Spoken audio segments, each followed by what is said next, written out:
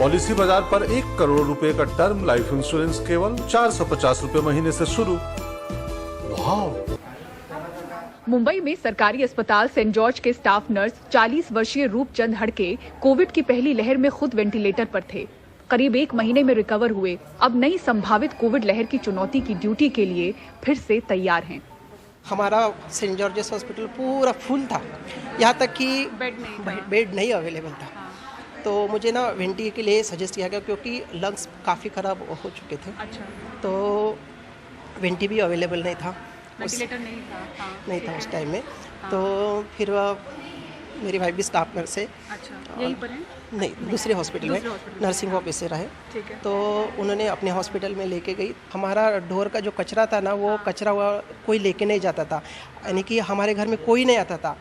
सब्जी मेरे वाइफ मेरे पास ही रहती थी और कंटिन्यू वो पीपी किट में मेरे लिए रुकी थी। परेशानी फर्स्ट वेव में पाई गई थी कि जो स्टाफ फैसिलिटी ही खुद तैयार नहीं हो रहे थे ट्रीटमेंट करने के लिए, या फिर उनको डर लग रहा था कि कोविड से फिर हमारे आप्तजनों में थोड़ा सा उसका फैलाव हो सकता है। वो परेशानी इस बार नहीं रहेगी, वो डट के वो उसका सामना करने के लिए रेडी रहेंगे, इतना मैं एश्योरेंस दे सकता हूँ। एक मानसिक आधार देने की एक कोशिश रहेगी, एक सिंगल डेस्क तैयार करने की सोच रहा हूँ मैं।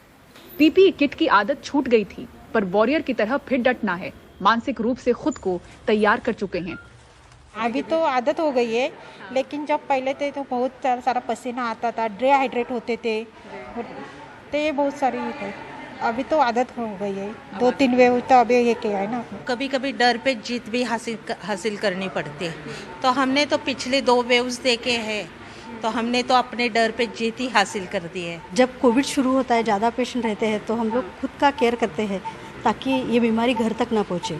और वैसे बच्चे भी अभी ट्रेन हो गए हैं, पहले और सेकंड वेव में बच्चे लोग ट्रेन हो गए थे कि मम्मी को हग नहीं करने का है। अभी मेंटली और फिजिकली सभी नर्सेस मेरे तैयार है। मुंबई कोविड टास्क फोर्स के सदस्य डॉक्टर गौतम भंसाली बताते हैं कि कोविड मरीजों के साथ साथ डॉक्टर और हेल्थ स्टाफ भी मानसिक रूप से मजबूत रहें, इसलिए मनोचिकित्सकों की टीम बनेगी। जब सेकेंड वेव का टाइम जो था वो एक सुनामी की तरह था, उस समय हमको फील हुआ था कि थोड़ा सा लोगों में डिप्रेशन जैसा आ रहा है, लोग घरों में कैद है, डॉक्टर भी है तो 10 दिन पीपी किट में रह रहे हैं, पेशेंट भी लंबा स्टे चल रहा है हॉस्पिटल से। तो थर्ड वेव से पहले ही हमने साइकेट्रिक डॉक्टर्स की एक टीम बनाई थी, काउंसलिंग की और काउंसलर्स की टीम बनाई थी जो कोविड पेशेंट के पास जाते थे। प्लस हम लोग जूम मीटिंग करके डॉक्टर्स की भी, प्लस घर में बैठे लोगों की भी, सोशल ऑर्गेनाइजेशन की हेल्प लेकर के काउंसलिंग करते थे। इस बार भी हमारे ध्यान में ऐसा है कि अगर ऐसा कुछ सिचुएशन आती है तो यस, हमारी वही जो टीम साइकेट्रिस्ट वगैरह की है उनको फिर एक्टिवेट करेंगे, 2 ऑलरेडी एक्टिवेट है, करेंगे और वो लोग हेल्प करेंगे। एक आंकड़ा बताता है कि देश में 1500 से भी ज्यादा डॉक्टर्स, हेल्थ वर्कर्स ने अपनी जान दी कोविड के दौरान। कईयों ने अपनों को खोया, गंभीर रूप से बीमार रहे, फिर भी ड्यूटी पर लौटे। एक बार फिर से संभावित चुनौती के लिए इन्हें मानसिक रूप से तैयार होना होगा। कोविड मॉक ड्रिल के दौरान इसे भी ध्यान में रखा गया। मुंबई से कैमरा पर्सन अशोक महाडिक के साथ पूजा भारद्वाज, एनडीटीवी इंडिया।